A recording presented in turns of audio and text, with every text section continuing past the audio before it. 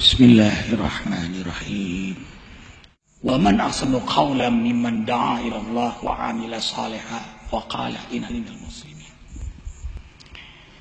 Tidak ada hati yang terbaik, tidak ada pikiran yang paling cerdas, tidak ada mata yang paling tajam, tidak ada lisan yang paling berbobot, tidak ada harta yang paling kaya, tidak ada popularitas yang paling berguna, tidak ada jabatan yang paling tinggi, tidak ada waktu yang termahal, tidak ada hidup yang paling berguna kecuali digunakan dalam jalan dakwah.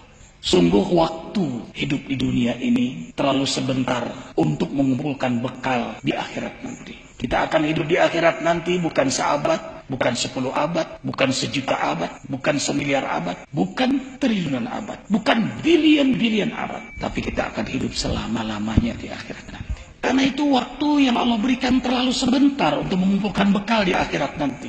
Inilah yang menjadikan seorang mukmin bermujahadah dalam ibadah, dalam amal saleh, dalam kemuliaan akhlak, dalam dakwah. Wa idza marru bilagwi marru kirama. Bila menjumpai sesuatu yang membahayakan kemuliaan dirinya di hadapan Allah dan keselamatannya di akhirat, maka ia tinggalkan demi meraih keridhaan Allah dan keselamatannya di akhirat. Karena itu puncak dari zikir, puncak ibadah, puncak amal saleh, puncak akhlak, puncak perbaikan-kebaikan adalah amal dakwah.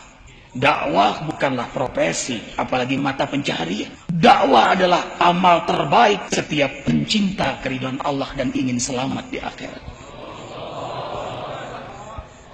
Semakin ia mendekatkan diri kepada Allah dengan ibadah, amal saleh, kemuliaan akhlaknya, nur rahmat Allah, nur hidayah Allah. Semakin ia bermujahadah mendekatkan diri kepada Allah, makin besar rahmat Allah yang Allah limpahkan pada dirinya. Sehingga lisannya menjadi lisan qawlan thaqila, qawlan layyina, qawlan baligha, qawlan sadida, qawlan ma'rufa. Ia hancurkan keakuan dirinya dalam doa. Karena dalam doanya selalu ada makhluk Allah. Dia tidak untuk berdoa untuk dirinya, tapi yang bersamakan doa untuk makhluk Allah di muka bumi ini, tanpa merasa dirinya paling suci. Semakin ia mendekatkan diri kepada Allah, makin tekun ibadahnya, makin mulia akhlaknya, makin sibuk dakwahnya, maka makin hebat istighfarnya kepada Allah, makin hebat dia minta ampun kepada Allah Jalla Jalaluh. Semakin mengenal Allah, maka semakin menghinakan diri di hadapan Allah. Buahnya rendah hati di hadapan makhluk Allah. Ia cintai makhluk Allah.